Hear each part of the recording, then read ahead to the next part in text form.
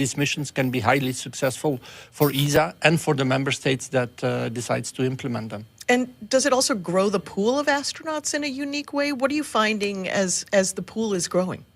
Well, the pool is growing a little bit, of course. The project astronauts, after their mission, they go back to their normal job. But of course, they remain astronauts. They remain advocacies for space, for education, for STEM. This is also a big part of this mission, inspiration.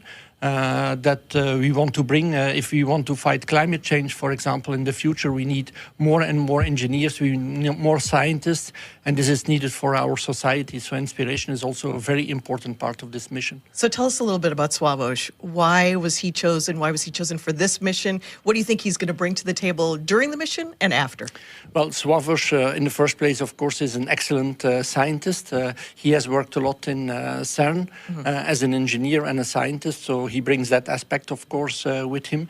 He has a great personality. If you see pictures of Sławomir, he's always smiling, so that is also something that he can bring to a crew, but also to the European Astronaut Corps. And then again, in Poland, he's really a hero, he's really a star. And that's really great for the young kids that can look up to him and that can also invest their careers in science and in technology. So you think it's going to make a huge impact in Poland. What do you think it's going to do for exploration for the young people of the nation of Poland?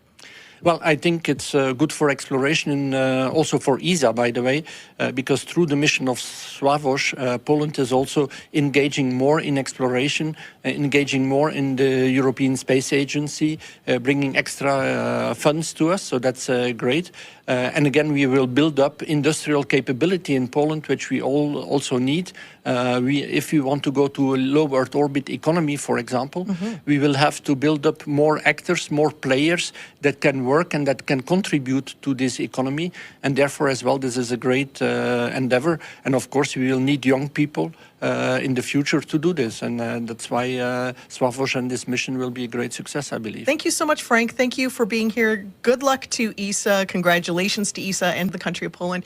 And I can't wait for this wonderful evening. Thank you so much for being here. Thank you very much for having me. Well, let's move on to our next crew member. It's Tibor Kapu. It's an exciting time for his country and his mission, and I want to tell you a little bit about it. This Central European nation is among those who have more recently turned their attention to spaceflight, adopting a formal strategy to get a Hungarian into space for the first time since 1980. This is a return to space that's been 45 years in the making. This is Hunor astronaut Tibor Kapu. When I was watching Olympics with my mom, I remember that anyone who had a Hungarian flag on, on a jersey or on them, we were just cheering for them, like they were our own family members. These are the guys who we are all proud of. Spaceflight, in my eyes, is something similar. Tibor, what I really admire about Tibor, he's an engineer also, but he has the enthusiasm that bonds our crew together. He is life. I describe him like that. He walks into a place, he walks into a room, and everything livens up. He's funny. He's the person that brings lightness to the team. He's an engineer like myself, so we have this in common, this connection. In addition to engineering skills, Tibor is a huge space buff. And if you are not motivated about spaceflight before you meet him, you will be a fan afterwards. It is actually coming from childhood. I remember, assembling so many sets of Legos. I did, Star Wars. I did all kinds of planes. I was looking for my place for a really long time. But for a long time, actually, I didn't even know what to do. I remember this really cool moment with my dad. He explained to me what does a mechanical engineer do, and that's when we discussed that, okay, I will be a mechanical engineer. It was great, I loved it, but I knew that I could do much more. I knew that I'm destined to achieve greater things. I was a rocket enthusiast for such a long time, but I didn't have a chance to work in that field. The selection process for Hunor, it was announced in 2021. I was extremely enthusiastic. It wasn't a question if I'm taking that opportunity or not. We did 14 months of rigorous selection process, physical and psychological and cognitive stuff. The whole thing took like 2.5 years. It's much harder than I thought, actually. May 26th was the anniversary of the astronaut Farkas flying to space. He was the first Hungarian astronaut. On that day and that night, I was selected. And I was actually quite proud of myself that I could prove to myself that I am capable of focusing for months and years in order to stand here. So people have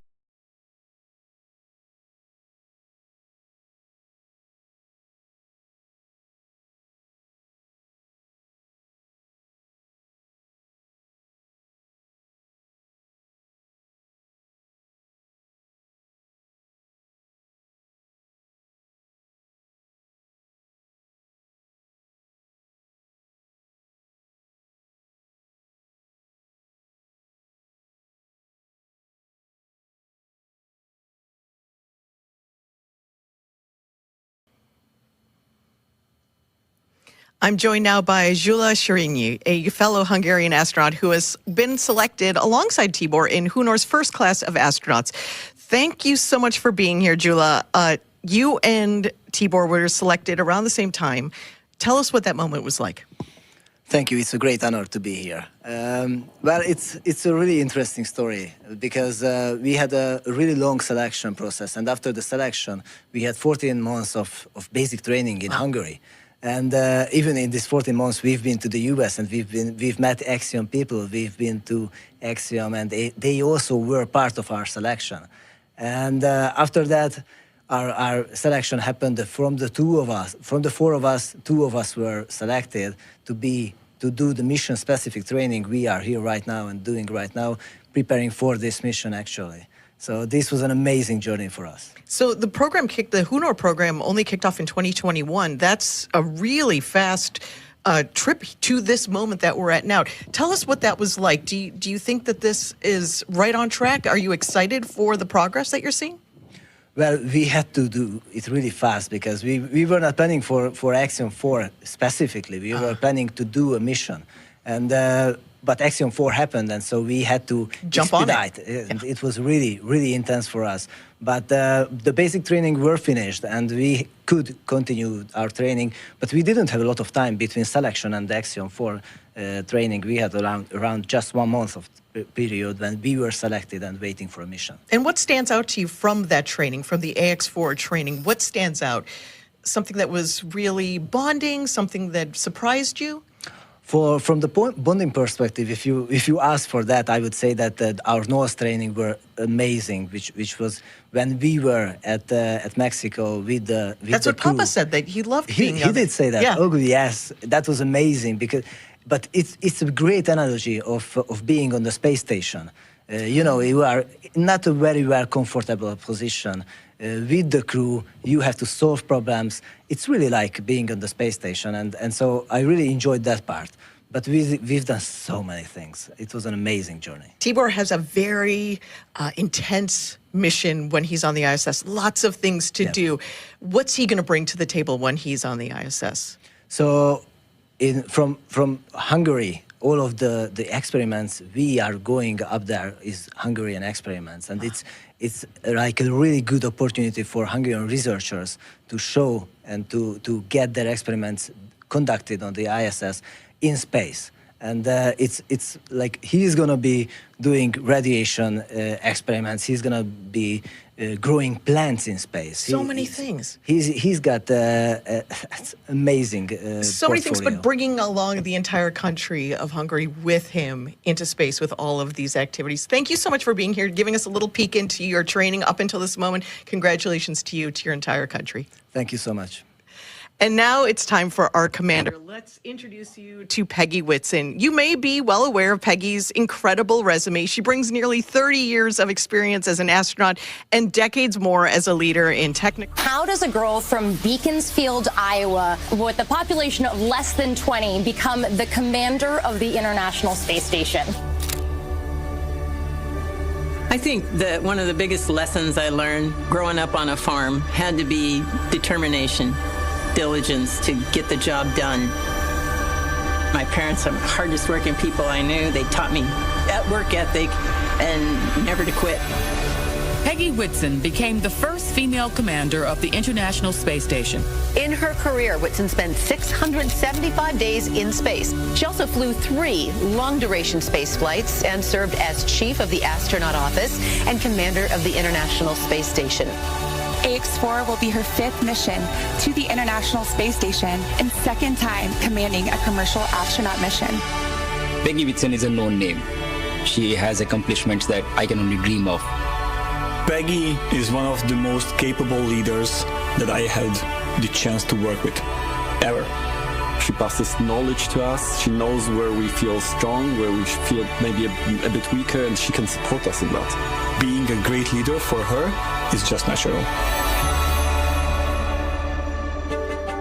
When I first met the crew, I was very excited by the fact that they could all laugh at themselves. I think that's a really important characteristic, to be able to have a sense of humor about yourself, not to take yourself so seriously. From there, you can do a lot of work. I actually tell the crew a lot about what I think they're going to experience. I think it helps them prepare. But I'm talking about how they're going to feel, how their body's going to react to it.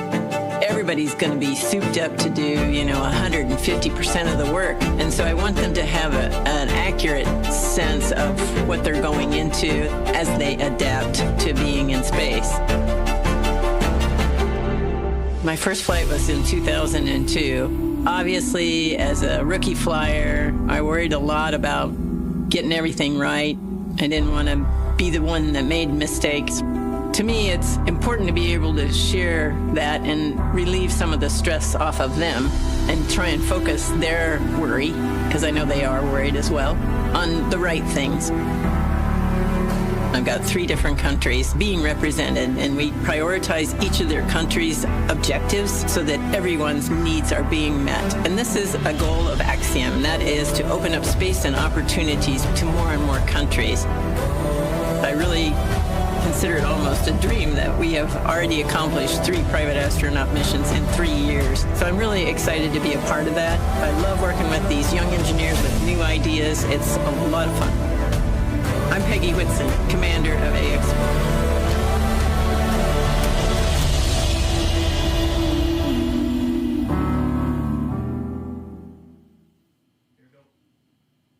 I'm joined now by Axiom Space's Chief Strategy Officer, Matt Ondler. Matt, thanks for being here. Where else would you be, though? No, thanks for having me. This is a fantastic day. Going to be a fantastic launch tonight. So let's talk about Peggy Whitson. Tough question. Can you describe her in 4 words? Sure, you hit me with a hard question right off the bat. I'm going to go with gracious space professional leader. That's pretty good. That's pretty excellent. When Peggy's not preparing to go to space or recovering from coming back from space, what is she doing in the office day to day? Yeah, she's actually very helpful. Her and our other astronauts for Axiom are really helpful in helping us design our space station. And actually, she gets right back to it. After her last mission, it was only about a week, and I found her in the lab helping engineers. We were designing the payload rack, and those sort of insights from someone who's actually been there and had worked in microgravity are really, really important and valuable for our engineers. And I know just walking around the office, you feel like, oh, it's Peggy Whitson. And then she's working alongside you, and she's giving you great advice, showing you how to be a leader in every single moment. So it's really wonderful to have her, but also watch her on a mission on the ISS. What excites you about commercial space travel? Yeah, there's a lot of things that excite me about commercial space, but one of the things that I think is going to be so amazing and really change the world is the things that we're going to be able to make in space that you can't otherwise make. We're flying over 60 experiments on this flight. A few of those are repeat, where we've flown this particular team on all 4 of our missions, and by leveraging microgravity and how it affects cancer tumor growth and stem cell growth, they're discovering novel treatments for cancer. And I think those sort of things are just one of many, many examples that are going to occur once we have a commercial space station up there. So this is our 4th mission. Wonderful to see all the growth from 1, 2, 3, and now 4. What are the opportunities for international partners, for foreign nations? Yeah, I really think that we are becoming the world's space agency and really helping lots of countries emerge in space. This particular mission is a great example where all 3 of these countries have flown one astronaut before, but it was all 40 years ago. So almost 2 generations for these countries. And so it's very, very impactful and very, very humbling to be able to help these countries. You know, one of the things that I Googled this morning was there are 350 million children in India under age 15. So there's more children in India under age 15 than there are people in the United States. Wow. I hope all 350 million of those watch the launch and are inspired by it and want to get into space and exploration and engineering and math. I know that there are watch parties happening right now all around the world, so those children hear you and they will be inspired by this mission. I'm so excited to see what comes out of it and what happens in the future. Awesome, me too. Thanks, Matt. Thanks for being here, and we'll see you back in Houston in a couple of days. All right, thank you. Well, this has been an exciting time to learn about all of our crew members. We're going to send it back to Ronnie at Hawthorne. Thanks so much, Sonia. Now we get to talk about one of my favorite parts of human spaceflight, which is the zero-G indicator. To prepare for the mission, the crew trained at the National Outdoor Leadership School, or NOLS, which takes the crew on a wilderness expedition to help build camaraderie, navigate unpredictable circumstances, and operate in a remote environment. Every crew develops a unique bond in the midst of shared challenges, and as they discovered at NOLS, this one is no different. And as you heard from Papa and Jula, NOLS stood out amongst all of their training. They faced days of harsh winds and challenging weather conditions that limited the range of their expedition at NOLS. But afterwards, their instructor commented how extraordinarily this crew collectively exuded a sense of joy throughout. In spite of whatever came at them, they still maintained this attitude, overcoming each challenge with a smile and a willingness to lift each other up. So to celebrate their unique bond, the crew chose a baby swan as their zero-G indicator, which they've named Joy. And as luck would have it, we have our very own Joy, the baby swan, to serve as our microgravity indicator. And yeah, as luck has it, we have a full dose of gravity. Bummer for us. So, but we should keep it here just in case, safe and sound. In case any of that changes, we'll have our own gravity indicator. Let us know. Speaking of training, as you might imagine, astronaut preparation can be extensive. From training that is specific to each crew member's role to learning SpaceX protocols, space station systems, and preparing for the science and outreach activities they'll be conducting in space, private astronaut training is rigorous. In addition to the work in the field like they did through NOLS, the AX-4 crew spent about 35 days training inside Dragon.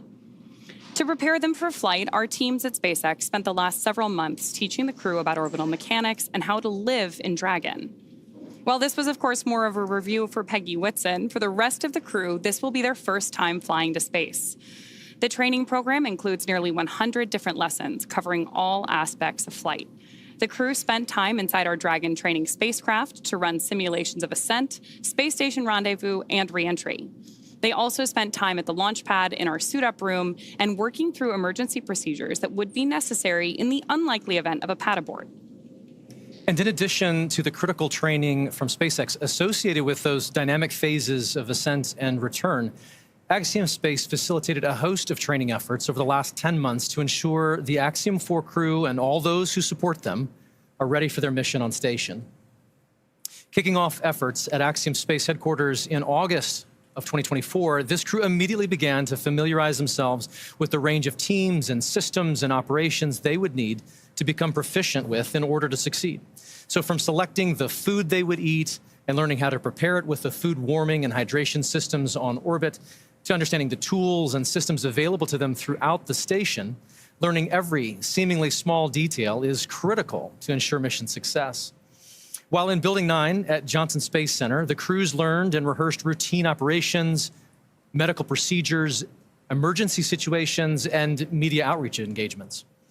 All of these lessons built up to full-scale simulations that were run in coordination with ground teams at Johnson and around the world. And as the name of the International Space Station suggests, specific modules are owned and operated by different nations.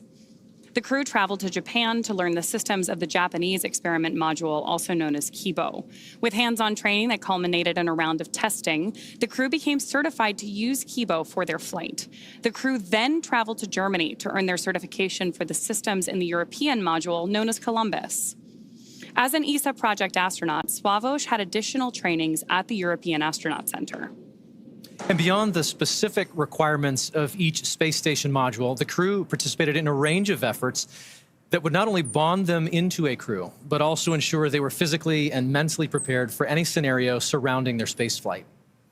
This included, as we've mentioned, a week of training with the National Outdoor Leadership School, where the crew faced a week of kayaking against heavy winds, but it also featured a day in an altitude chamber to experience how their bodies react to different oxygen levels, and even a round in helicopter underwater escape training, among many others. And all of that is necessary to set the stage for the work they will be doing on the International Space Station. We are now at T-minus 1 hour, 7 minutes, and 50 seconds from liftoff of the Axiom 4 mission. As the countdown continues, let's take a closer look at the vehicles that will be taking the AX-4 crew to the International Space Station today. At the very top is our Dragon spacecraft. This is where the crew is currently sitting and will spend their 28-hour flight to the orbiting lab. With the capacity to carry up to 7 passengers, Dragon has proven to be quite a versatile spacecraft. SpaceX status update.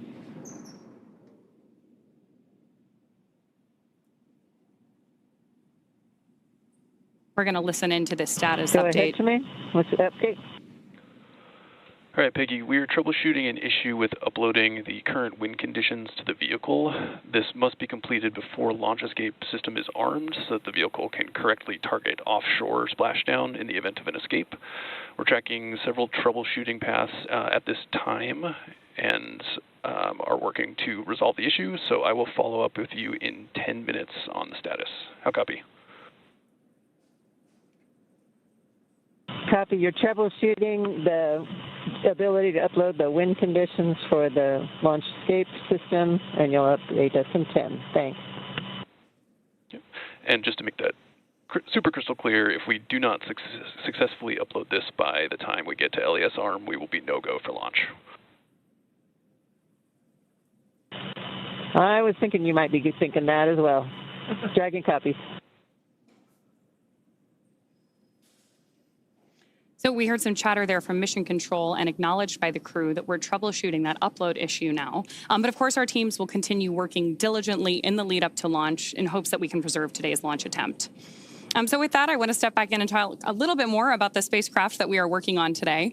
Dragon is a very versatile spacecraft. It can autonomously dock to the space station when outfitted with a docking adapter, as it is today for Axiom Mission 4. But Dragon can also be configured with hardware to support a spacewalk, which made its debut on the Polaris Dawn mission last year.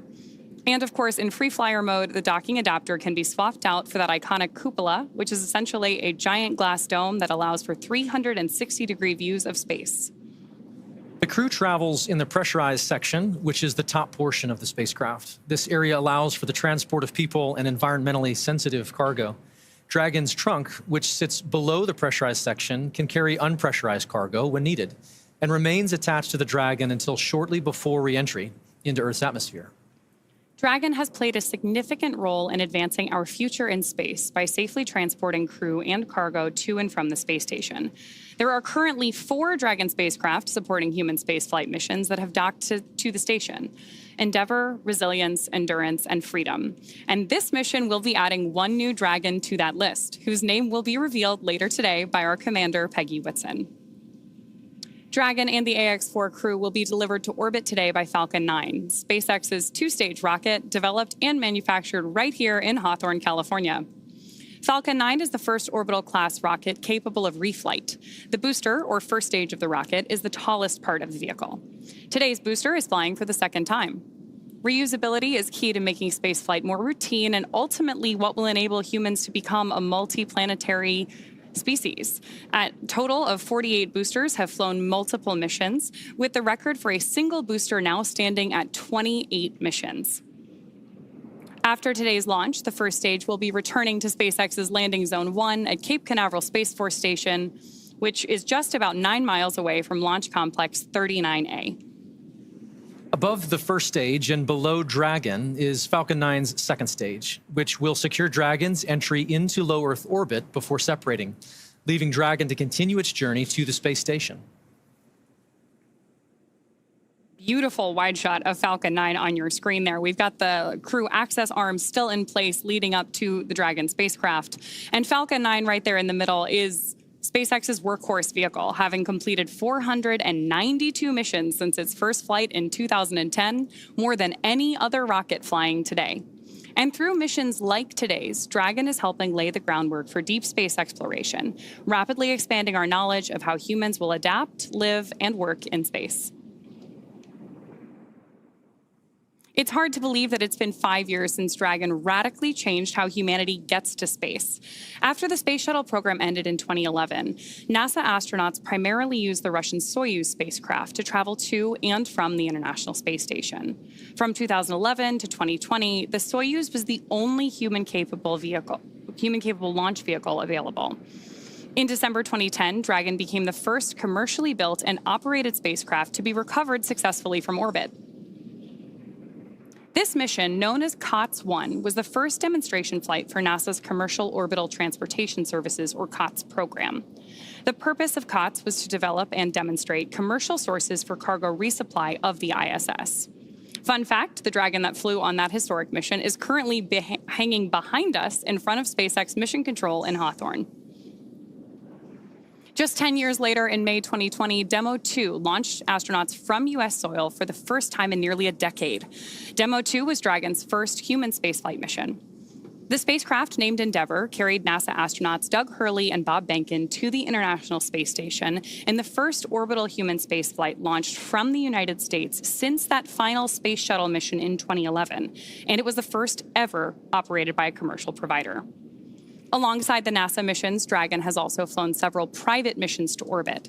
In September 2021, on the Inspiration 4 mission, Dragon became the first private spacecraft to take an all-civilian crew to orbit.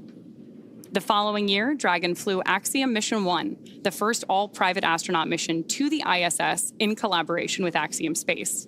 The first of now 4 flights together with Axiom Space to take commercial crews from around the world to the International Space Station.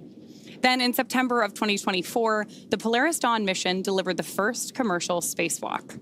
And most recently in March, Dragon supported the From 2 and NASA Crew 10 missions. From that first crew mission in May 2020 all the way through today, Dragon has supported 17 human spaceflight missions and flown 66 crew members representing 17 countries. Overall, Dragon has flown 52 missions, carrying over 300,000 pounds of cargo to space. In the history of human spaceflight, fewer than 700 people have ever been to orbit. At SpaceX, we want to help create a future where not just hundreds of people, but thousands and ultimately millions of people can travel off Earth to live and work in space and on other planets. Each of those missions you just mentioned represent truly significant firsts that have helped shape this generation of human spaceflight. And at Axiom Space, we've had the opportunity to provide foundational firsts as well. Working with SpaceX and NASA on all 3 of our orbital spaceflight missions to date, to fully appreciate the progress being made together, it's worth noting that our 3 flights have helped provide greater access and set new precedents worldwide for private astronaut missions aboard the International Space Station, all within the last 4 years. And I'd love to take a quick look back at just a few of these with you now.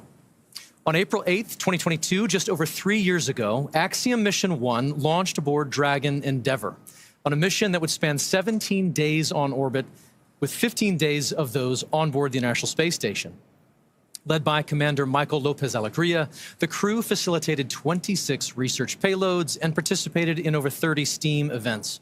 Beyond the onboard science efforts, this mission was a pivotal moment for the community at large, serving as a proof of concept for how private operations could be conducted on the orbiting lab in conjunction with the expedition crews living aboard the International Space Station.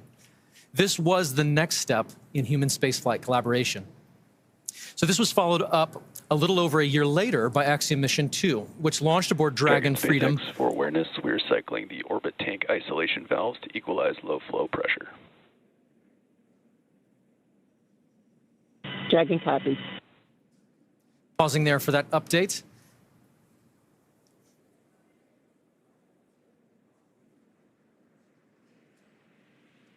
And I believe that may be all for that. I'll pick up where we were. So Commander Peggy Whitson led American John Schaffner and 2 Saudi Arabian national astronauts, Ali Al-Qarni and Rayana Barnawi, on a 10-day mission outside our atmosphere with over 8 days aboard the orbiting laboratory. And over the course of their 126 orbits, they conducted 26 research efforts and participated in 20 STEAM events. This became the first private mission with government-sponsored astronauts. And last year, in January of 2024, we conducted Axiom Mission 3, which saw Commander Michael Lopez Alegria once again lead a crew to the station. This was our longest flight to date, at over 21 days, covering 346 orbits. The crew spent over 18 days on station and worked with 54 payloads, conducted 28 STEAM engagements.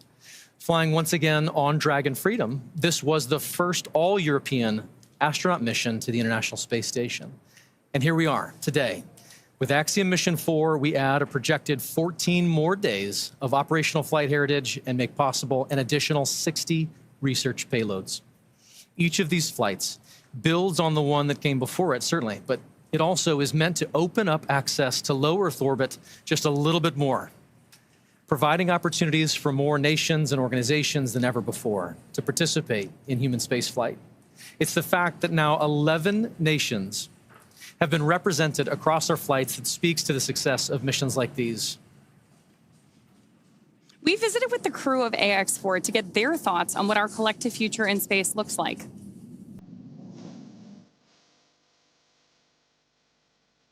I believe that SpaceX and Axiom Space are serving as pathfinders for what commercial space is going to be in the future.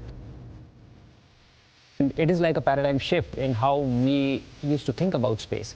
And companies like SpaceX, Axiom Space are doing things that entire countries have done in the past. SpaceX is a crucial partner that allows us to go to the International Space Station. In general, space is a big team sport, and that collaboration offers more and more possibilities to explore. In our case, this is the Dragon capsule and the Falcon 9 rocket. In the future, it might be different solutions. It has been 5 years now that SpaceX has been sending humans to space. We are using SpaceX technology because we know that it's safe and reliable, that it will bring us safely to the International Space Station. And not only going there, but also coming back. The end goal for Axiom is to have that mission and presence in low Earth orbit that will enable scientific research, technology demonstrations, and expand what we are doing in space.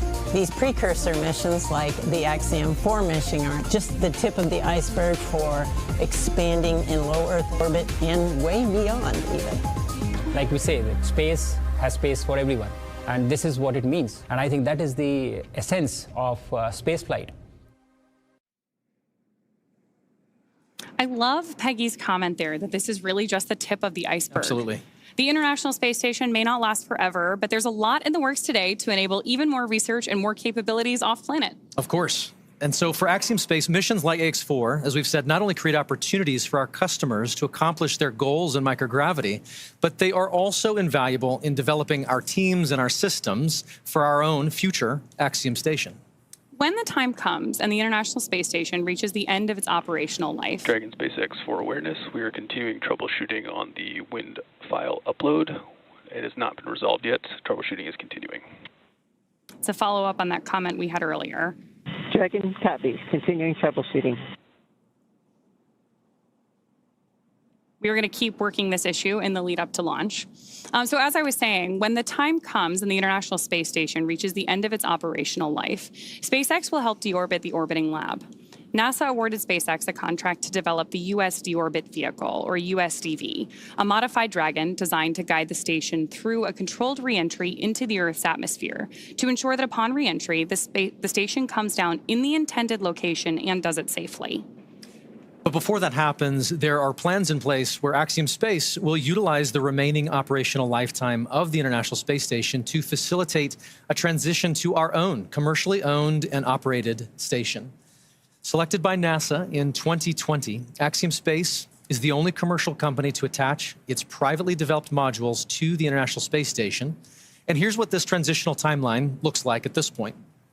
Our first step will be to attach a module to the station that we call the Payload Power Thermal Module, or PPTM. This module is designed to receive any critical hardware, payloads, or tools from the ISS that the international community may want to continue to utilize.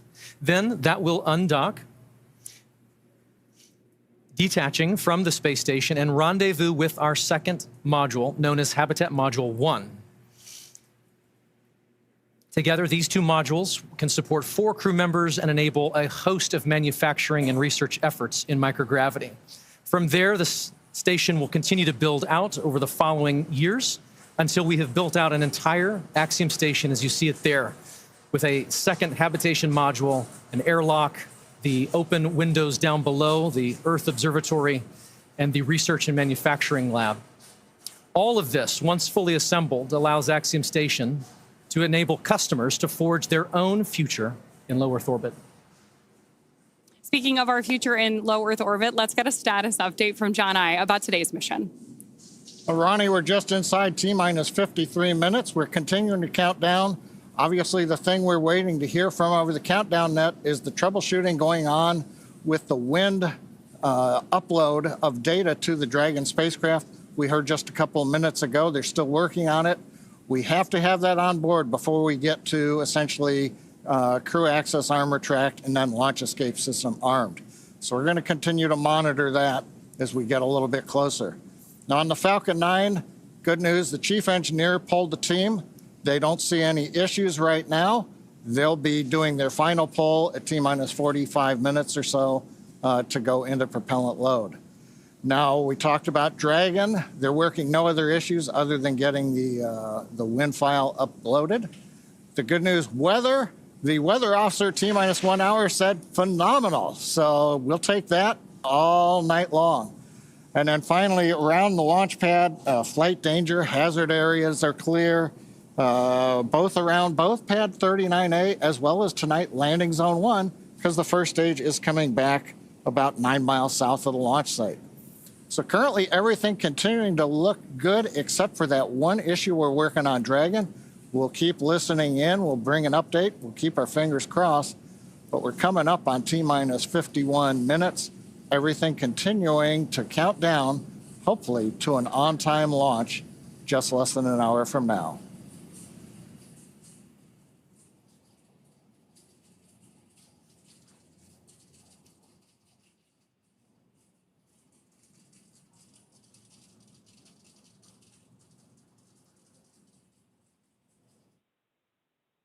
Attention Falcon launch operators. The propellant load and launch go-no-go poll is open in step 11.87 of 1.160.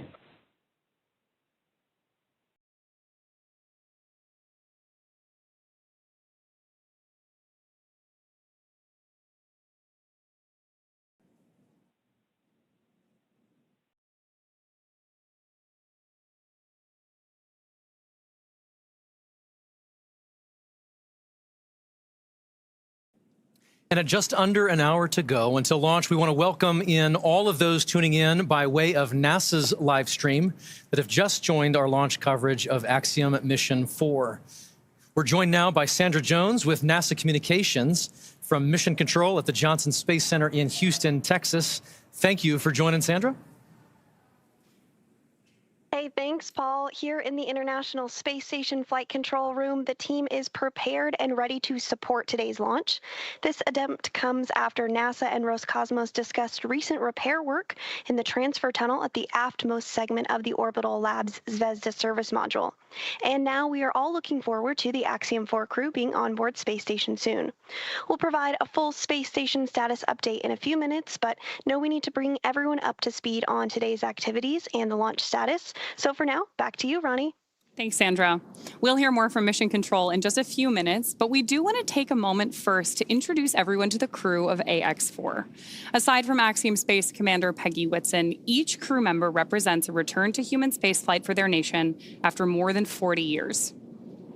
And starting with our commander, today's mission is led by Peggy Whitson of the United States. There is simply not enough time to cover her entire resume, but to give you just a few highlights, Peggy has earned degrees in biology, chemistry, and biochemistry. She was the first female commander of the International Space Station, She has spent over 675 total days in space, during which she logged 60 hours across 10 spacewalks. She's also a two-time commander for Axiom Space, having previously served aboard AX-2, and she was just inducted as a member of the 2025 Astronaut Hall of Fame. So congratulations and well-deserved, Peggy. Next is mission pilot Shubhanshu Shukla of India, whose call sign as a test pilot is Shooks. Representing the Indian Space Research Organization, or ISRO, Shooks is also an astronaut designate of India's inaugural human spaceflight effort, Gangayaan, featuring an Indian-built rocket and spacecraft. He was commissioned into the Indian Air Force Fighter Wing in 2006 and achieved the rank of Group Captain in 2024. He has over 2,000 hours of flight experience aboard a variety of aircraft. And our third crew member is Mission Specialist Sławomir Uznański-Wiśniewski of Poland. He is representing the European Space Agency as a project astronaut, coming from the reserve class of 2022, much like Marcus Want, who served as a mission specialist on AX-3. A scientist by trade, Sławomir has earned his Master of Science with honors from Łódź University of Technology in 2008.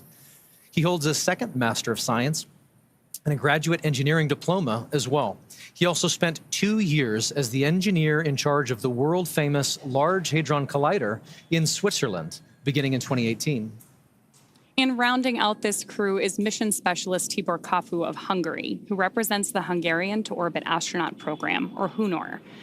He graduated from the Budapest University of Technology and Economics, earning a degree in mechanical engineering, followed by a master's degree specializing in polymer technology.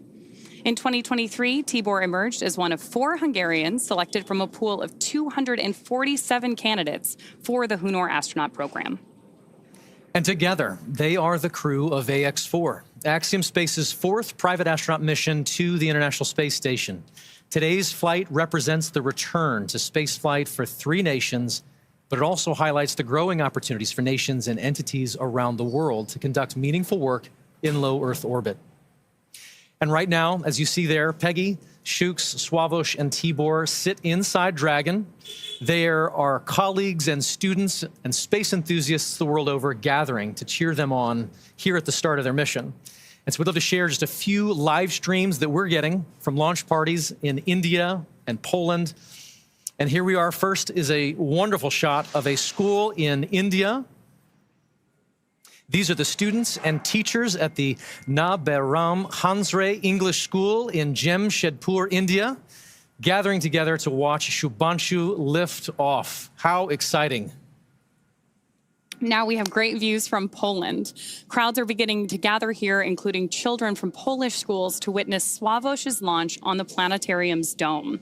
The event was organized by the Ministry of Economic Development and Technology, the Polish Space Agency, and the European Space Agency. I love seeing these views from around the world. It's truly incredible. The joy, the excitement Dragon SpaceX, around the world. You have a go for Section 5, and when ready, report go for launch. For awareness, we are still troubleshooting the wind upload file. I will have a few more words for you after you confirm your go for launch. Wilco, inward, Section 5.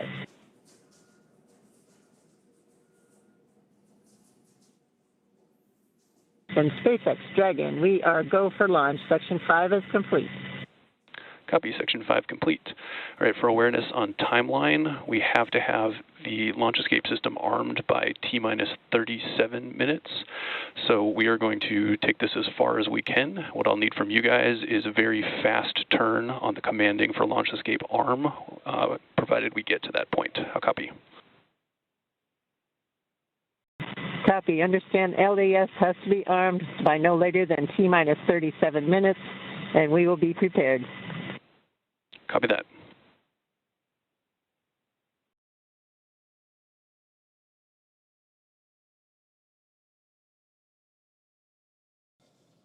John Itzberger back here at the webcast desk. We're inside T-minus 45 minutes. Right now, we just heard from the Dragon team. They can take it down to about T-minus 37 minutes. This is the launch director on the countdown net. The poll is complete, and the team is ready for crew access arm retract and propellant load and launch, pending resolution of the WINS upload issue.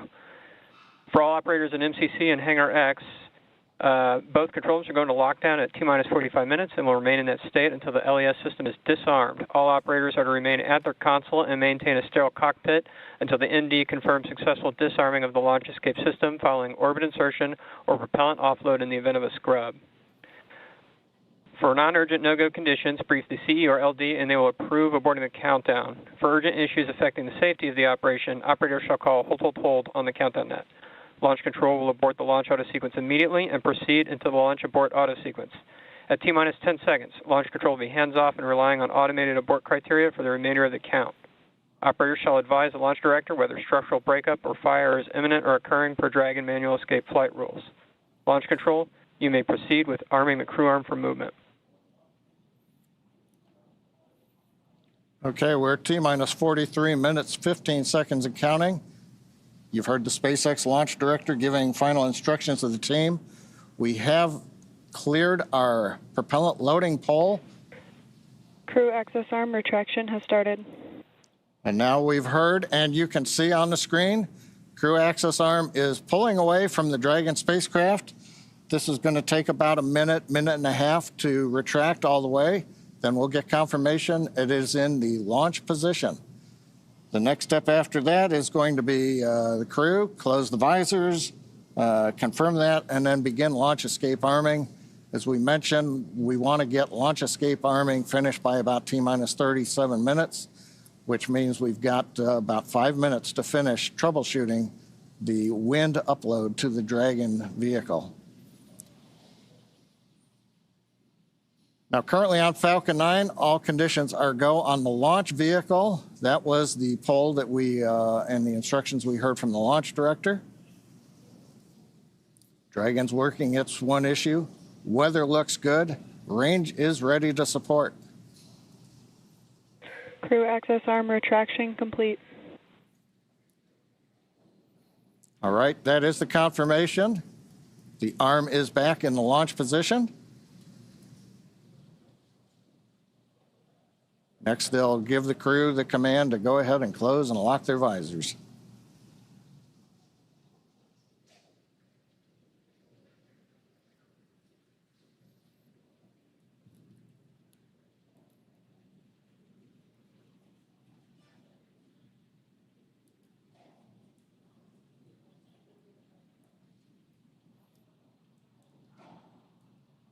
Now, I think right now we're probably waiting just a little bit longer. We want to give the Dragon team as much time as they can have before we move into the sequence where we then have the crew arm the launch escape system. Now, if we do get through this and we solve the upload issue, at T-minus 35 minutes, we will begin propellant load. Once we do that, then there's no chance to hold the clock. We would have to complete the countdown and launch on time, or as we have mentioned during the webcast, we do have another opportunity tomorrow about 24 hours from now. We're inside 41 minutes, continuing to troubleshoot the problem.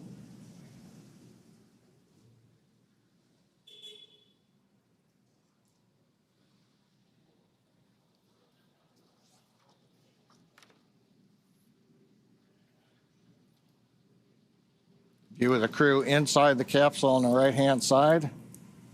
See the status bar on the bottom and the clock counting down.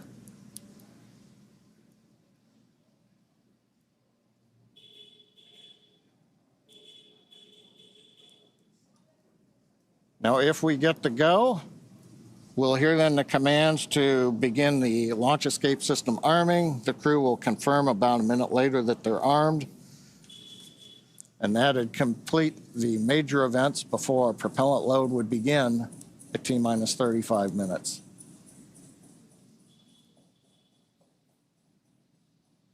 Views of Falcon 9 and Dragon on Launch Complex 39A on the Kennedy Space Center.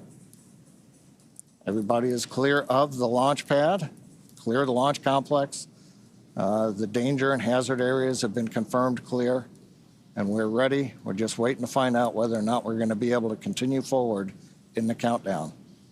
We should know that answer within the next couple of minutes.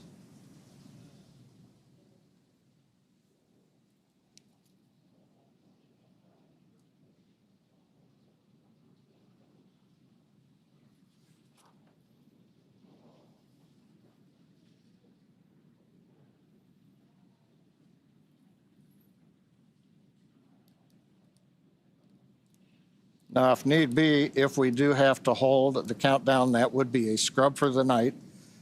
Right now, as we talked about earlier, the space station orbit is passing over Kennedy Space Center, getting everything aligned. SpaceX wind upload is complete. You are go for Section 6, close visors and arm launch escape system. Visors are closed and arming launch escape system now. All right. That's good news. We've got the winds uploaded. Closing the visors, you can see on the screen. We're also going to begin escape system arming. It's going to take about 50 seconds once they get into it. We will then get confirmation that the launch escape system is armed. And from there, we will move into propellant loading coming up in 3 minutes at T-minus 35. So we passed a major milestone, everything looking good. And it's kind of quiet here right now. Everybody's kind of tense. We're waiting to see how it go, Paul. But with that, it looks like we're doing good in the timeline. We have taken a sigh of relief. The smiles are returning. But with that.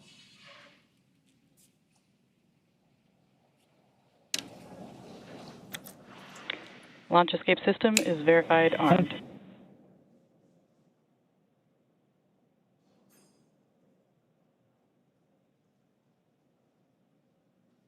Very good. With all of those call-outs and the progress now being made again towards launch, let us tell you more about their destination, the International Space Station. And with that, we'll send you to NASA's Johnson Space Center and Sandra Jones for Falcon all things tanks tracking about the mission. For the start of propellant load. Thanks, Paul. I'm here in the International Space Station Flight Control Room at NASA's Johnson Space Center in Houston, Texas, where teams are working around the clock to monitor the Expedition 73 crew and systems aboard the orbiting laboratory. Today, this team is ensuring that the station is ready to receive Dragon and the Axiom 4 crew. Private astronaut missions are an important component of NASA's strategy for enabling a strong and competitive economy in low Earth orbit. Unique to Axiom 4, NASA is collaborating with the Indian Space Research Organization, or ISRO, on 5 joint science investigations and 2 on-orbit STEM demonstrations, which help showcase the strength of international collaboration and the shared commitment to expanding access to space. As the International Space Station nears the end of its operational life, NASA plans to transition to a new model featuring commercial space stations to maintain its leadership in microgravity research and ensure a sustainable access to low Earth orbit for the benefit of humanity. So let's take a moment now to learn more about the International Space Station and NASA's commercial future in low Earth orbit.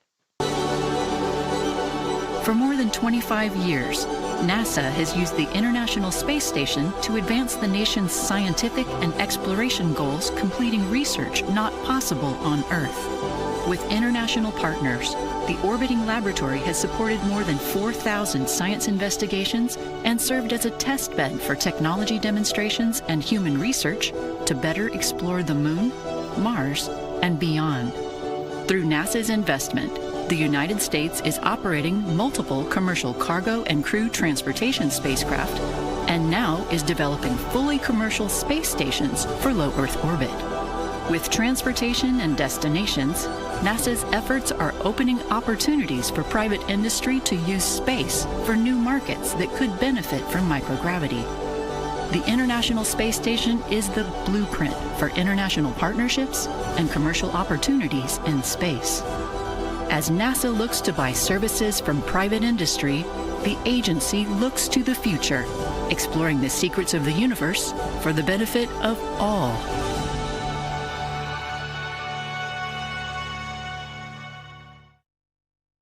And you can learn more about NASA's commercial efforts at nasa.gov/commercial-space. From Mission Control Houston, we are standing by and ready to support tonight's launch. So for now, we'll send it back out to Ronnie, and Paul in Hawthorne. Thanks, Sandra.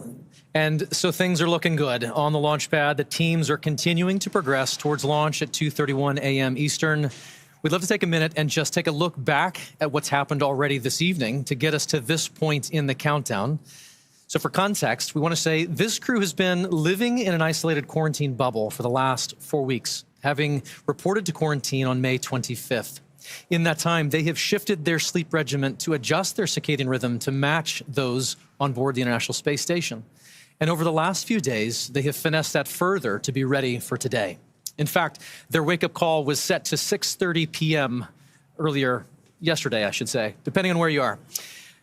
But then about 4.5 hours prior to the scheduled launch time, the Axiom Space ground operations team drove the X-4 crew to Kennedy Space Center, where they shared a brief moment with loved ones before officially being handed over to SpaceX for today's launch. This handover event has taken on quite a few forms over the years, but there's always something truly special about creating a moment, even just for a few minutes, in the midst of all of this operational choreography, to pause and share a moment with loved ones. And there you see the team did just that in front of the VAB before getting into the Teslas and riding out to the Falcon support building to be ready for launch today. Absolutely. After that T-4 hour briefing, the SpaceX team helped the crew suit up at our Falcon support building. You got a video on your screen that was recorded earlier today of the crew stepping out in their suits and waving to everybody there for the first time before getting in our 2 Teslas to caravan over to Launch Complex 39A. They do ride in pairs over to 39A, often accompanied by members of our launch closeout team, who you see there as the crew celebrates that they are on their way over to launch. Once they reached the tower, they ascended up to the Dragon spacecraft and were able to make one last phone call before signing the White Room wall. Here you see the crew walking across the crew access arm, getting their boarding passes handed to them and checked by our closeout team. You'll notice that Peggy Whitson's is gold because she is a frequent flyer with us here at SpaceX. And then once our crew ingressed Dragon, we completed suit leak checks and comm checks before rotating the seats into the reclined position for launch.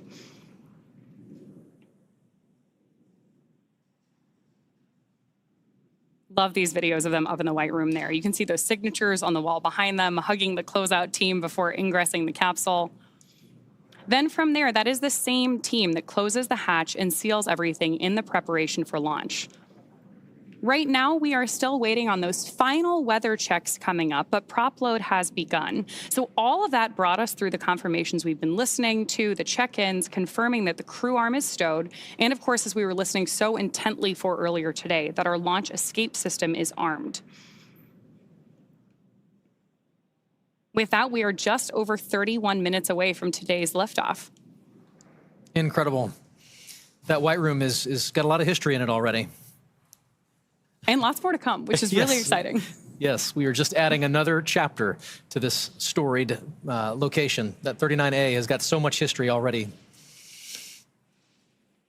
So, of course, everything about today is really timelined down to the minute. As we were talking about earlier today, the crew wake up all the way through launch. We have this kind of precise choreography that is key to our launch site execution. Each of the calls we're hearing, the visual cues that we're seeing, and that we're acknowledging to you who are joining us from around the world, serve as critical synchronization. Stage 1, cryohelium loading. There's confirmation there that we're loading the cryohelium on board stage 1 of Falcon 9. And each of these milestones are critical synchronization points for both the ground and crew teams. As they say, slow is smooth and smooth is fast. It's hard to believe that it's been 5 years since Dragon radically changed how humanity gets to space. After the Space Shuttle program ended in 2011, NASA astronauts primarily used the Russian Soyuz spacecraft for travel to the International Space Station. Until 2020, Dragon was the Russian Soyuz spacecraft was the only human-capable launch vehicle available. Meanwhile, SpaceX's Dragon was being developed, and then in 2010, it became the first commercial spacecraft to be recovered from orbit. In fact, just for fun, because it's cool to know, the Dragon that flew on that first commercial mission is actually the one hanging behind us here in front of Mission Control in Hawthorne. Since then, Dragon has supported 17 human spaceflight missions and flown 66 crew members representing 17 countries. Overall, Dragon has flown 52 missions, carrying over 1,000 experiments and over 300,000 pounds of cargo to space. And each of those missions represents a host of firsts that have helped shape this generation of spaceflight.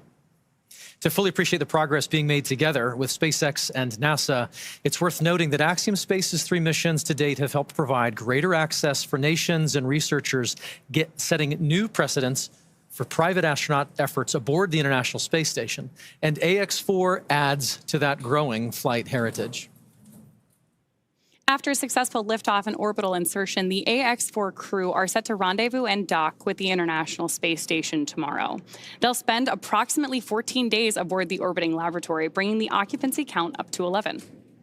And over the last 10 months, this crew has been working with instructors to learn every system they will be working with on station. They have studied and practiced every experiment, reviewed and rehearsed every event, all to maximize that time in space. Collectively, this crew is undertaking the largest quantity of research efforts of any Axiom space mission to date, with over 60 research activities on their timeline, representing 31 different countries. Missions like these continue to expand what is possible and set the stage for even greater opportunities to come. Then, at the conclusion of their time on station, the crew will participate in a closing farewell ceremony and begin their preparations for the journey back to Earth. As we've mentioned a couple of times, that'll be about 14 days from today.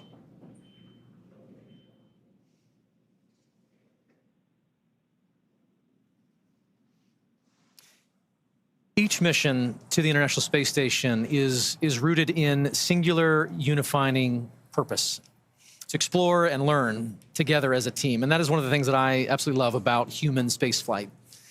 The International Space Station is a symbol of what can be realized from international cooperation and collaboration. And so while this particular mission may represent the goals of 4 specific nations, today they are launching as one crew, one team. And in that spirit, this crew created a mark to represent their shared effort together. The AX4 mission patch is something that Peggy, Shooks, Swavush, and Tibor will wear proudly for the rest of their lives. But so will thousands of people who've worked tirelessly to contribute to this mission. The mission patch for Axiom 4 was created, as you mentioned, by the crew, not just to mark their space flight, but to symbolize the idea that space is for everyone. Anchored by the centrality of the Earth and flanked by a diverse set of national flags, there are several intended meanings woven into this design. For instance, the 7 stars represent the 7 continents and point to global inclusivity. The 4 white lines ascending from the Earth to the International Space Station symbolize the physical journey of this mission, and together appear to make panes of a spacecraft window, much like the view the astronauts will have from Earth orbit. And the overall gem shape of the patch is a reminder of the precious responsibility we all have to our planet, to cherish and to protect our homeworld. And in addition to the mission patch, another favorite tradition of human spaceflight is the zero-G indicator. To celebrate their unique bond, the AX4 crew chose a baby swan as the zero-G indicator, which they've named Joy. And today, we have the opportunity to have our very own Joy joining us to help us keep an eye on the gravity levels here in Hawthorne. And so far, pretty stable. Yeah, all systems nominal, I would say. Very, very nominal. Yes. So as we await our T-0 in a little bit more than 25 minutes, our ground operations teams are doing a final series of systems checks to make sure both Dragon and Falcon 9 are ready for launch. Let's take a look at what the ascent portion of our mission today will look like. Start of Stage 2 cryohelium loading. Brief announcement on Stage 2 loading. Once we hit T0, we're going to watch Falcon 9 and Dragon lift off from historic launch pad 39A and make their ascent. At about 43 seconds into flight, Falcon 9's engines will throttle down to help pass through the period of maximum dynamic pressure on the rocket, or what we typically refer to as max Q. Now, it's worth noting that shortly after we hit max Q, the vehicle will go supersonic, faster than the speed of sound. Once we're through that period of maximum dynamic pressure, we throttle up our Merlin engines again. From there, at about 2.5 minutes into flight, we have a series of 3 events that happen in rapid succession. The first is main engine cutoff, also called MECO. This is where all 9 Merlin engines shut off in preparation for stage separation. Stage sep is when the first stage detaches from the second stage, with the first stage making its way back to Earth for landing as the second stage continues on its journey with the third event. Now, SES-1, or second stage engine start number 1, that's where the Merlin vacuum engine lights up and propels the second stage along with our AX4 crew and Dragon into orbit. Now, as Stage 2 heads into the targeted drop-off orbit, Stage 1 will execute 3 burns in order to make its way back to Earth. The first is the boost back burn, where 3 of the Merlin 1D engines reignite and then shut down. That heads the first stage back to Cape Canaveral.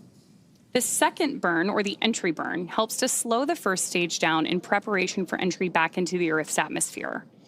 About 70 seconds before Dragon reaches orbit, Falcon 9 will land back on Earth. The landing burn will bring the vehicle's speed down rapidly in order to land back on land near the launch site, shortly before 8 minutes into our mission. And then a little less than a minute after that, at T plus 8 minutes, 48 seconds, the second stage will cut off its one Merlin engine that was ignited right after stage separation. That concludes a burn that lasts just over 6 minutes to get into orbit, but we'll wait to hear confirmation of insertion into a good orbit. Then Dragon and the second stage begin preparations to separate Dragon.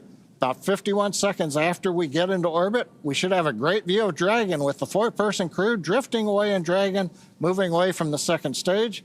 Once Dragon's a short distance away, it'll begin checkout of the Draco maneuvering thrusters. That'll make sure Dragon continues to increase separation distance from the second stage. The nose cone deploy sequence will initiate just before T plus 12 minutes and finish around T plus 15 minutes, exposing Dragon's docking mechanism in advance of arrival at the International Space Station. Speaking of which, we should hand it back now to Sandra Jones at NASA's Mission Control Center in Houston, Texas, for a quick update. Sandra?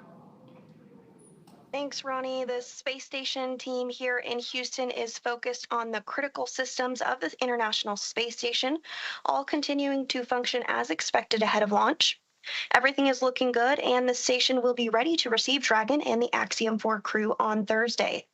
After Dragon is fully docked to the orbiting laboratory, the team here in Houston will assist the Axiom space and space station astronauts with leak checks as they work to open hatches on both Dragon and inside the station's pressurized mating adapter. We expect hatch opening to take place approximately 2 hours after docking. Once the Axiom 4 crew arrives at the International Space Station, they will be greeted by the Expedition 73 crew, which includes NASA astronauts Nicole Ayers, Anne McClain, and Johnny Kim, as well as JAXA, or Japan Aerospace Exploration Agency astronaut Takoya Onishi, and Roscosmos cosmonauts Kirill Peskov, Sergei Ryzhikov, and Alexei Zubritsky. Flight Director Heidi Brewer is on console right now, leading the flight controllers for launch this evening. And with Mission Control in Houston go for launch, for now, we'll send it back over to Sonia at Kennedy. Thanks, Sandra. To dive into some of the science highlights, I'm joined now by Axiom Space's Chief Scientist, Dr. Lucy Lowe. Lucy, thanks for joining me here at the desk. With so many science portfolios that are going to be accomplished. There are more than 60 from more than 30 countries. We can't cover it all. Give us a high-level look of what this portfolio looks like. Yeah, so happy to, Sonia. So this mission is chock-a-block, jam-packed, full of really interesting and exciting science. We have everything from human research, understanding how the human body reacts to space. We have some really fun life sciences experiments looking at growing plants and all kinds. We have some physical sciences. We have lots of technology demonstrations. And my favorite, lots of science, technology, engineering, art, and mathematics outreach events. All the STEAM things. Exactly. So we've had great success with AX1, 2, 3. Do we have any return payload flyers for AX4? We do. We have our partners at the University of California, San Diego and the Sanford Stem Cell Institute flying their cancer cells in low Earth orbit for the 4th time with Axiom. So this team is actually looking at how the cancer cells respond to space. And on this mission, they're actually testing a newly approved drug that's just about to enter clinical trials. Amazing. So really exciting. So let's take just a brief look at each of the country's portfolios. Let's start at the head. At the top. Okay, off we go. So we're going to bring on our willing participant who is going to model, our lovely assistant who is going to model one of the experiments from this portfolio. So Israel here is wearing a functional near-infrared spectroscopy cap, which has optodes in the top, which can actually look at how blood is moving around, which is a correlate for neural activity. So it's a way to actually monitor brain activity in space. And what the team is doing is looking at these signals and how they're going to collect the data. And they're actually creating what they're calling a brain-computer brain-computer interface or a brain-machine interface, which could be really interesting and useful not only for future exploration missions, but also for applications back here on Earth. So, for example, for rehabilitation after neurological disorders. And which country's portfolio is this from? This is from ESA and the Polish Space Agency. Amazing. So what is ISRO doing? What's their portfolio so look like? ISRO has a very, very busy portfolio. So Shooks is going to be doing lots and lots of research throughout the mission. So their team is going to be looking at cyanobacteria and microalgae, and they're going to be looking at how these could be used for food or for fuel or for potentially even life support systems on orbit in future. The team is also looking at muscle cells. They're seeing how muscle cells respond to access to microgravity. So when the human goes into space and there are changes, physiological changes that happen very quickly that can impact the muscle cells. And so the team is going to be looking at some of these changes to muscle cells in space and then applying that understanding not only to developing countermeasures for future crew, but also to take that learning and then understand more about diseases that might affect muscle wasting back here on Earth. I wish that this was on so we could see if anything was lighting up with Israel. Thank you so much for helping with this. I'm going to turn this way and I'm going to get the Dyros B project. Israel, thanks for joining us here, showing off the headset there. This is fascinating. While I manipulate this, like they're going to do in space, which basically makes me an astronaut, I'm going to also hum Bach. You should do. So this is a project from Hunor, flying this research. And this is actually looking at fluid dynamics in space. So we've put this tape on for artistic purposes. Tibor will not have this disco tape on orbit. But in space, what is going to happen is this will be surrounded by a ball of water that's going to have microparticles embedded in it. And as a video is recording and he's turning the handle... To music. To music, exactly. The tempo at which he's turning the handle is going to increase, not too much, as he's listening to Bach. So he's going to know exactly how fast to turn the handle. And so the insight from research like this is going to help us understand some of the fluid dynamics around large bodies such as Saturn in our own solar system. So it's not just for fun. It's not just for fun. It's all very important. If there is a researcher who's watching now and says, I've got research that I want to get into low Earth orbit, how do they do that? They come talk to us. Go onto the website, get in touch, and we'd love to fly more research like this and do more cool science in space. Such cool science. Thank you so much, Lucy, for making it just understandable for the general public. And we can't wait to see how it all plays out over the next couple of weeks. Thank you. Thanks, Lucy.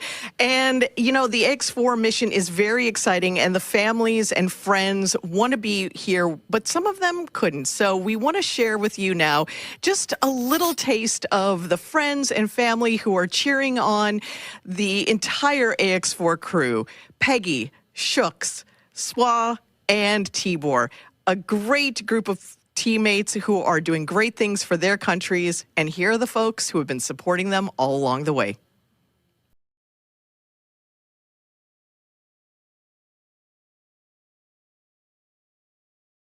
On behalf of the Axiom Mission Operations Team, we're wishing you a safe, productive, and fun mission. Go AX4. Papa, you are a hero. Tara api prapiante. Cześć Sławosz.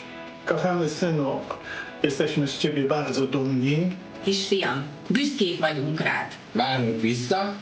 Nagyon szeretünk. Hi, Shooks.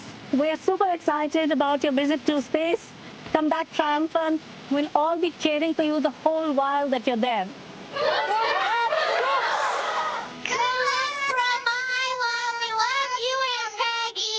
Your flight is our future. Your flight is our inspiration. Hi Sławosz. We are about to do something truly out of this world. We are all here rooting for you. Go chase those stars and make the mission unforgettable.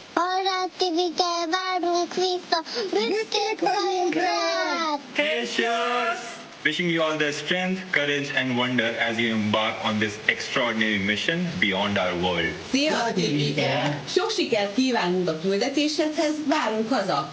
Nyugi, nem lesz semmi zűr, irány az űr! Hi, Swarosh. We are so proud of you. Seeing you make your dreams come true is just amazing. Enjoy the adventure. Earth is waiting for you. Going is go! Going is go! Hi Shooks, wishing you a safe and inspiring journey beyond the stars. You make us proud. The sky is no longer the limit. We are incredibly proud of you. Go to space. Have fun. Make history. Come back safely. We are waiting for you. Hey, Shooks, you're going to be doing just great in space. Rock on, man. Rock on. Go Axiom 4! Go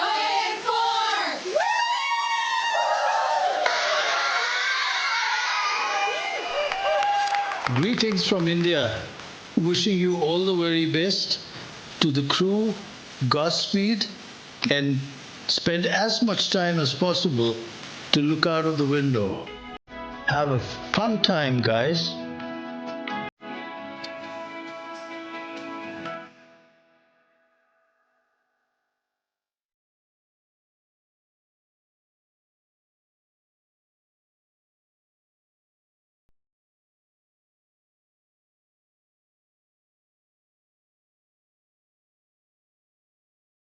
Sonia, thank you so much. What great commentary from Lucy and all of those portfolios coming together. We're excited to see this team get to work on station. And as we know, spaceflight has a rich history of traditions. We've spoken of about a few, from the zero-G indicator to others. We started this next tradition for AX2, and we're excited to continue that today. It's a special thing to be named as a commander to anything, but being the commander of a 4-person crew that has completed months of training and is about to defy gravity and set sail for the International Space Station, it's truly out of this world. Peggy has some thoughts she wanted to share here in this moment, just a few short minutes from launch, and here's Peggy.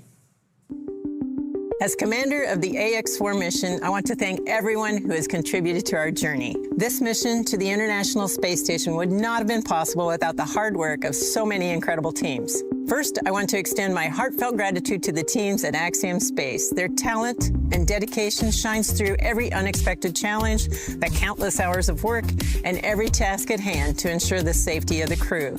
The team's determination and commitment to achieving the highest standards inspires me every day and reminds me why I joined the Axiom Space family. To our partners at NASA, your expertise and support have been invaluable, ensuring that we are fully prepared to live and work aboard the space station. The comprehensive training programs provided by NASA have given us the skills needed to thrive in the unique environment of space.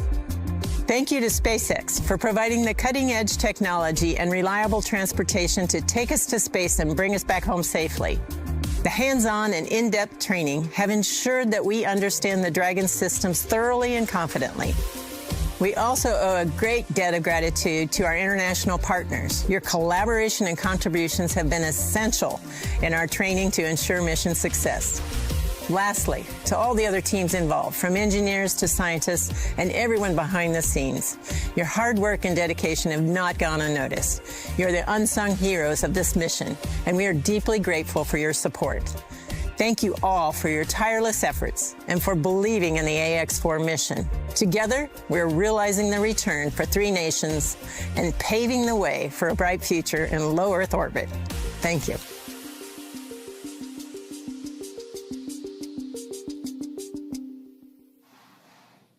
Awesome words from our commander there. And of course, with that, we are just under T-minus 11 minutes until our liftoff at 2:31 a.m. Eastern today from Launch Complex 39A at Kennedy Space Center. Just in case you are just joining us, right now on your screen, you have a live view of Falcon 9 with our AX4 crew safely tucked in the Dragon space capsule atop the vehicle. At this point, we are coming up on terminal count. Our crew access arm has been moved out of the way and our launch escape system is armed.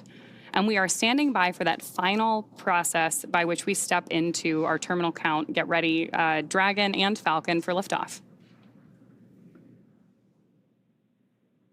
Dragon SpaceX, confirm crew displays are configured for launch.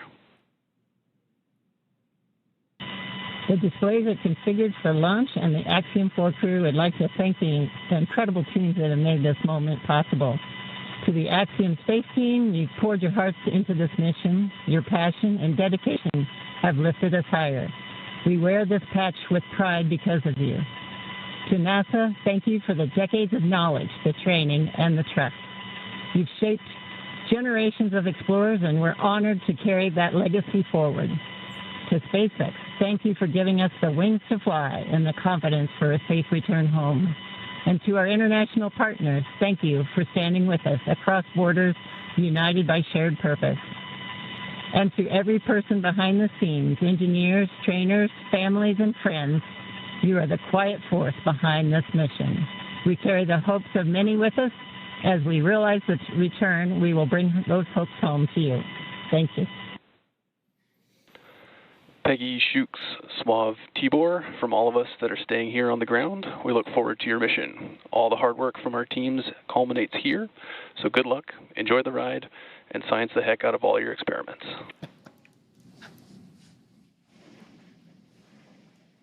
Wilco. And a Wilco from Peggy Whitson. We're coming up on the T-minus 8-minute mark. Next major event that'll be occurring on the Falcon 9 is the engine chill event. That happens at T-minus 7 minutes. We open the pre-valves, feeding both the RP1 kerosene fuel as well as the liquid oxygen. And that'll go to the Merlin 1D engines. The liquid oxygen, we actually open a valve and we allow some of it to bleed off overboard out into the warm Florida air here in the early morning. And that'll begin chilling in the turbo pumps on those 9 Merlin engines to get ready for when we ignite the engines starting at T-minus 2 seconds. Also interesting to note, just several minutes ago, as we talked about early in the webcast, the International Space Station flew over Kennedy Space Center. And so that means the orbit planes are lined up. We're ready to go in just 7.5 minutes from now.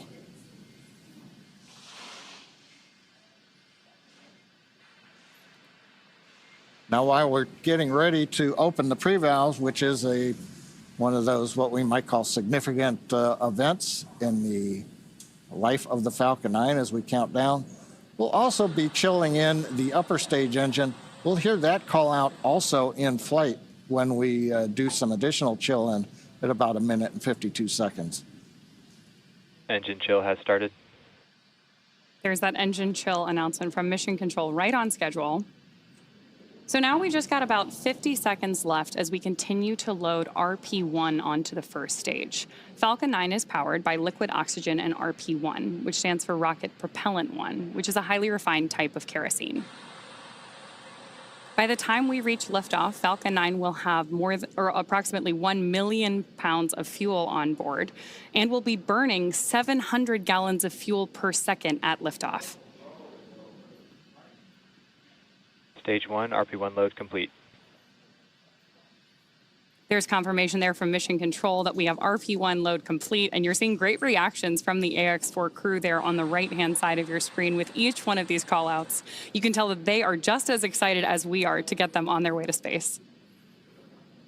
And a lot of time rehearsing, and now we're down to the last 6 minutes. We're also seeing some of the moist air as it condenses around the cold tanks. You can see that just at the top, Dragon above the second stage. Next major event coming up, Dragon is going to configure for terminal count, and they'll move on to internal power. Those are the batteries. We do have solar arrays, and you can see them right now as some of the mist clears. You can see the black portions of Dragon. So we've got solar arrays on part of the Dragon trunk, and then we also have batteries inboard.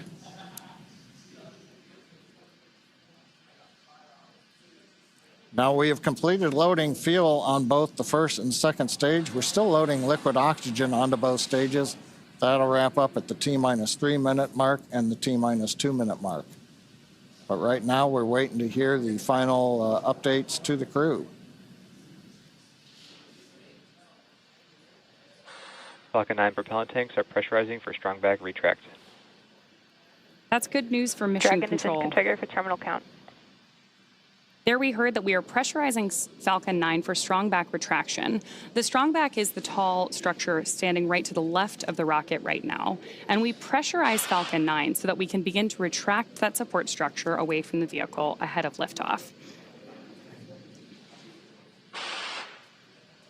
Great view there of Dragon sitting. Strong back retract has started. On top of Falcon 9. And we'll look for those clamp arms around the base of Dragon, just beneath those solar panels John was just talking about, to begin opening up so the strong back can pull away.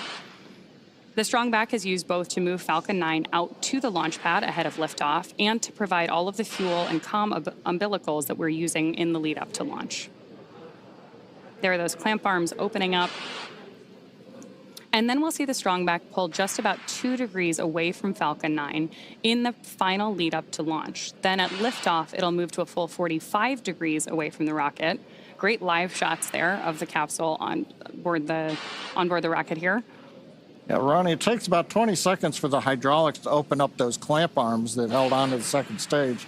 Then about 30 seconds, it's hard to see, but that strong back will move just a couple degrees away. And with that, we are just about 30 seconds away from the expected call out that LOX load has been completed on board our first stage.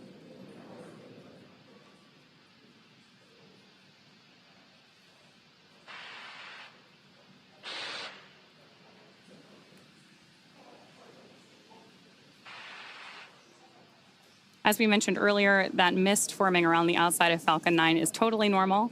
That's just some of that. Stage 1, LOX load complete. Some of that liquid oxygen that has now been fully loaded on board to stage 1, venting out into the warm Florida air and condensing into clouds. So we continue to check off events here in the last minutes of the countdown. Dragon is in terminal count and is on internal power. And the confirmation a minute ago, we started the move into transition. And there on the left side of the screen and the right, you can see some of the watch parties, Paul. Yeah. Absolutely. On our left side of the screen, you can see the school in India. And then the right side of the screen is the planetarium in Poland with students and fans of this crew cheering on what's about to be a momentous moment. Good in the planetarium, keeping it dark in there for them. Okay, we're waiting to hear the confirmation that second stage LOX load is complete. That should be coming up momentarily. Stage 2, LOX load complete. There's that confirmation from Mission Control right on schedule. So the next major visual milestone we're likely to have from the outside of the spacecraft is going to be venting. Dragon is in auto idle. Confirmation there from Mission Control that we are in auto idle on board Dragon in that final minute and a half before launch. Now, we are expecting gas closeouts to be followed by some loud venting, and we're likely to see a larger cloud of liquid oxygen. Gas closeout has started. Expect loud venting. There's instructions to the crew, also right on schedule. And a great nighttime shot of Dragon sitting there at historic Launch Complex 39A with the AX-4 crew safely tucked inside with just over a minute to go until liftoff. Seated left to right inside Dragon from this camera's perspective, you have Tibor Kapu there on the left-hand side. Then beside him is our pilot, Shubhanshu Shukla. Then to the other side is armed. Falcon 9 is in startup and is now controlling. Is Commander Peggy Whitson, and Dragon then on the far side is Sławosz Wisniewski of ESA. Dragon, SpaceX, go for launch. AX-4 is go for launch. That is great news for Mission Control and from our crew on board Dragon. With that, we are just at T-minus 30 seconds to lift off of AX-4. Let's go AX-4. 15 seconds. T-minus 10, 9, 8, 7, 6, 5, 4, 3, 2, 1. Ignition and lift.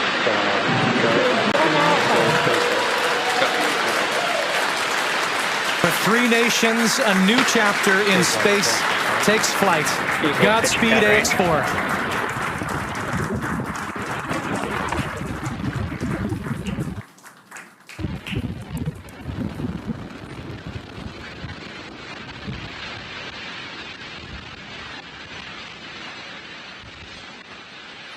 T plus 30 seconds into flight with the Axiom 4 crew on board Dragon, headed to the International Space Station. Waiting to hear callouts from the Falcon 9 engineering team. Power and telemetry nominal. Stage 1 throttle down. We're throttling down the 9 Merlin engines. We're into the throttle bucket, preparing for max Q. Max Q.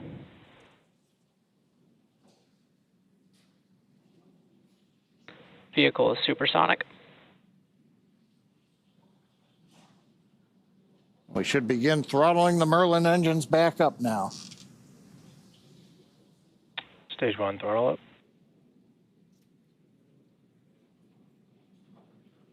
Mission control confirming. Stage 1 Bravo. That throttle up, and we Copy, are 1 Bravo. hearing our commander Peggy Whitson call out the first abort mode. Each of these are a specific phase where if for any reason we had an in-flight abort, underway. Dragon would abort to a safe location. So we're going to call out each of those milestones as we pass through them. We also just heard the call out for MVAC chill. We're going to trickle just a little bit of liquid oxygen now into the turbo pumps on board our Merlin vacuum engine on stage 2 in preparation for second engine start 1, which will of course be shortly after stage separation. Now, at this point, we are just about 30 seconds away from 4 events that are going to happen in rapid succession. The first one will be main engine cutoff, or MECO, then again followed by stage separation, ignition of that second stage engine, which we are already preparing for, as well as the first stage's boost back burn.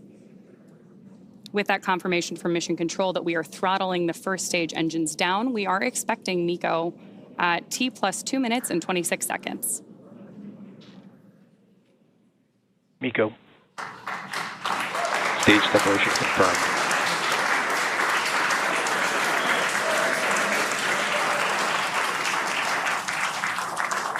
Stage 1 boost back startup and back ignition.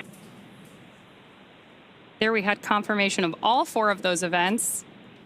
Incredible views on our screen here too as that boost back, as that first stage boosts its way back to Earth. Stage 2 Alpha. And confirmation Copy, from our 2 Alpha. commander that we have entered the 2 Alpha abort mode. Of course, we're getting lots of cheers from behind us here at Mission Control here in Hawthorne, California as well. And at this point, our AX4 crew is on their way to space. The view you have on your screen right now is our MVAC engine burning for that second engine first burn. We're expecting that SECO here, second engine cutoff, which will likely be called out over the nets as SECO in just a couple of minutes.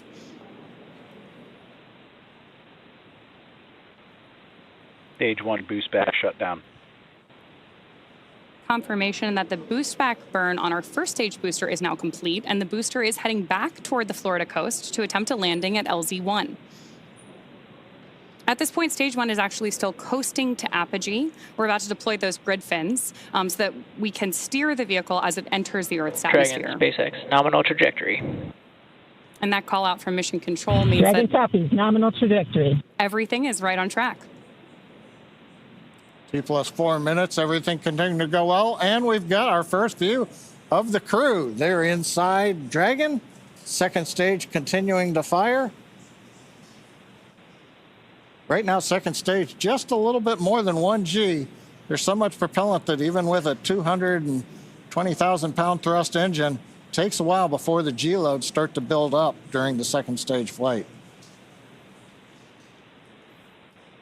Meanwhile, first stage continuing to coast up to apogee, and that actually now, as you can see on the bottom left of your monitors, we have begun coming back down. It takes a couple minutes to go up, a couple minutes to come back down. That first stage heading back to landing zone 1 at Cape Canaveral. Dragon, SpaceX, nominal trajectory. Words we love to hear. Dragon copies, nominal trajectory. Peggy Whitson echoing back the call up from the ground. Now our next major event coming up will be in about 1 minute and 10 seconds. That's going to be the entry burn.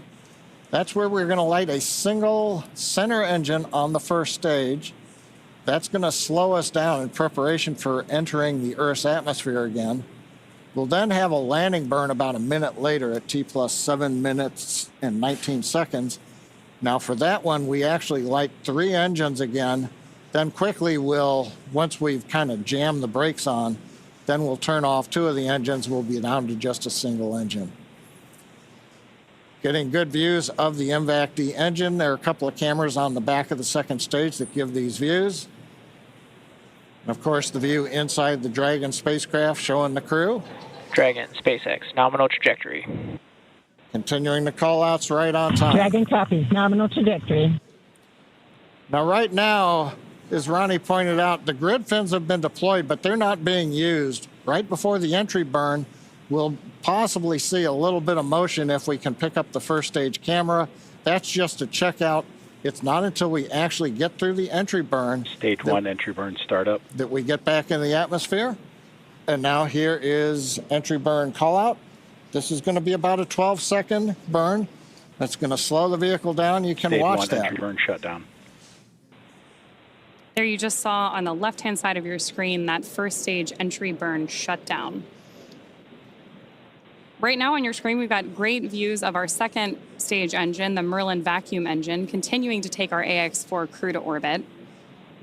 The next milestone for our first stage is going to be the landing burn, where we'll relight just the center engine, as John mentioned. Dragon, SpaceX, nominal trajectory. Again, things we love to hear. Stage 1 FTS. Dragon copies, nominal trajectory. Continuing to get good communication from our crew on board Dragon. Stage 1 transonic. Confirmation that stage 1 is now transonic on its way back to LZ-1, which is just about 9 miles away from our liftoff location today. LZ-1, of course, is the site of the first successful landing attempt, and hopefully it will be the second time that this particular booster sticks its landing.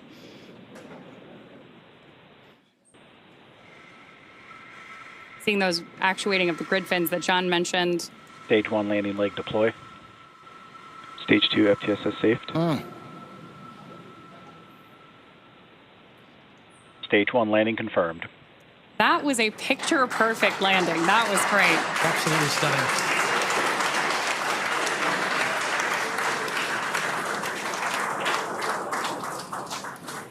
So coming up next for our crew, now that we've confirmed that booster touchdown, is going to be second engine cutoff, also called out as SECO. Then the second stage will coast for a few minutes until Dragon is commanded to separate from the second stage. There's our AX-4 crew awaiting that SECO call out here. Stage 2 is in terminal guidance.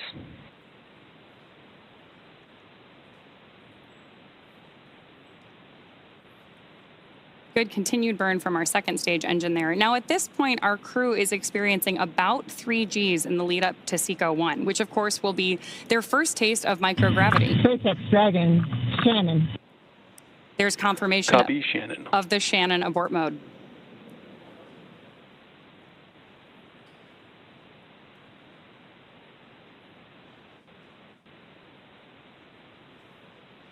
MVAC shutdown.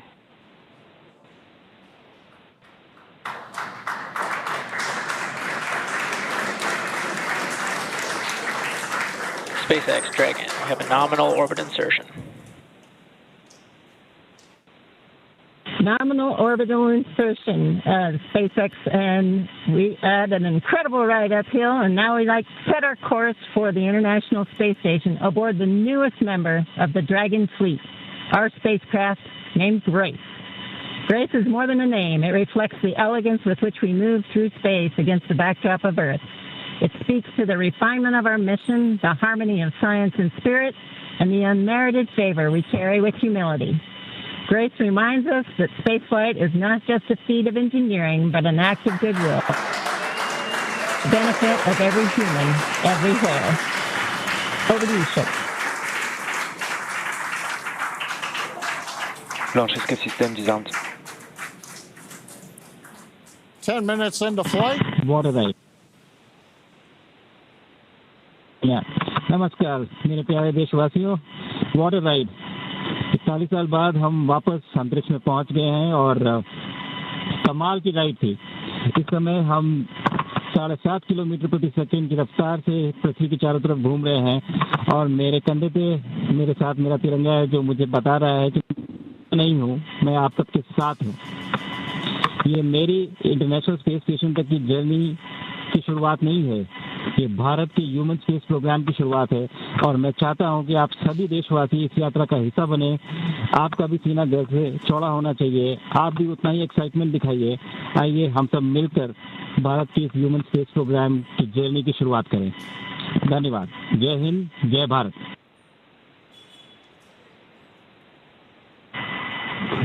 Thank you, Shucks. Drogie Polki i Polacy, dziś robimy ogromny krok w stronę przyszłości technologicznej Polski. Polski opartej na nauce, wiedzy i wizji. Niech ta misja będzie początkiem epoki, w której nasza odwaga i nieustępliwość kształtują nowoczesną Polskę. Dla nas i dla przyszłych pokoleń. Kosmos zawsze jednoczył ludzi. Zabieram dziś z ziemi cząstkę każdego z was. Waszej siły, waszej nadziei, waszego zaufania. W kosmosie nie jestem sam. Reprezentuję nas wszystkich. Z całego serca dziękuję wam za zaufanie. Kosmos dla wszystkich. Space for everyone. And with that, over to you, Thibault. Thank you, Sław. 15 millió magyar emelt ma idáig. Támogatásotok olyan, mint a szürke hamu alatt nyugvó parázs. Belül csendben ízik, de ha fát dobnak rá, egyként lángol. Hálás és büszke vagyok, hogy a hazánkat képviseltem. Családomnak és barátaimnak köszönöm, hogy ti vagytok a legerősebb támaszaim. A ti hangotok hangosabb, mint a rakétánk, erőtök nagyobb, mint a gravitáció. A világűr mindenkié, a Föld pedig egyetlen. Mi a bolygónk 4 különböző pontjáról indultunk, de társakként, barátokként érkeztünk ide. A mi születésünk a tiétek is. Köszönöm mindenkinek szerte a világon, akik hozzájárultak ez a gyönyörű naphoz. Egynek minden nehéz, soknak semmi sem lehetetlen. Go X4!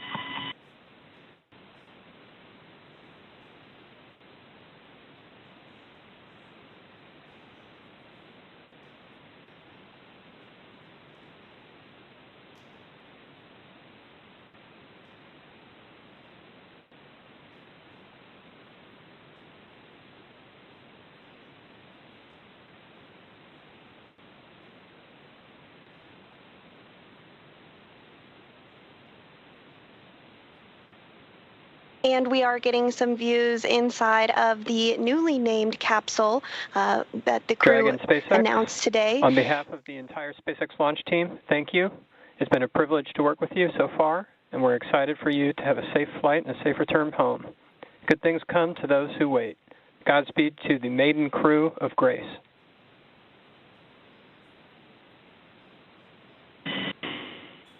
And we thank you all as well. And so with today's successful launch of Axiom 4, the teams at NASA's Johnson Space Center will continue to monitor Dragon's flight to the International Space Station over the next 28.5 hours. NASA's role in this journey really kicks in at a period called Integrated Operations, which begins during the spacecraft's approach to the space station and continues during the crew's stay aboard the orbiting laboratory, where they will conduct science, education, and commercial activities, and will conclude once the spacecraft exits the vicinity of the International Space Station. During integrated operations, the NASA, SpaceX, and Axiom space teams are all working in lockstep. The teams here are preparing for a docking of Axiom 4 to the space station at 7 a.m. Eastern on Thursday morning, and will continue to monitor the approach until then. But for now, that will be it for us here in Mission Control Houston, but we'll be back with you at 5 a.m. Eastern for docking, hatch opening, and welcome coverage. So with that, back over to you, Hawthorne. Thanks so much, Sandra. Over the next 28.5 hours, the Dragon spacecraft Grace will execute a series of burns to gradually raise and line up the AX-4 crew for docking with the International Space Station in what we refer to as the activation and rendezvous phase of flight. In just a few minutes, the crew will change out of their spacesuits to get a little bit more comfortable for flight and will enjoy their first meal aboard the spacecraft. Over the course of their flight, they will also have a rest period that will last for about 8 hours. Before they arrive at the space station, we will have 3 potential opportunities to chat briefly with the crew on orbit. While we're hopeful that one of these will work out, none of them are guaranteed, as they're dependent both on crew schedule and ground station coverage. But if we are able to support, we'll make an announcement on our social media channels no later than 15 minutes before the event start time. In the meantime, be sure to keep tabs on this mission at axiomspace.com, and you can track Dragon's flight on spacex.com/launches. And even if we aren't able to talk live with the crew, we will continue to provide updates on the mission across our social media channels. And then as Dragon and the AX4 crew approach the International Space Station tomorrow, June 26th, we will pick back up with our live joint coverage of the AX4 crew's docking to the station with NASA. Please keep an eye on Axiom Space and SpaceX social channels for updates, as there will be plenty of incredible moments to share with you over the next 2 weeks. From all of us at Axiom Space, thank you, SpaceX. Thank you, NASA, for making today possible. Thank you to ISRO and ESA and Hunor for pursuing this endeavor with us. What started with joy now continues on with grace. And we will see you very soon.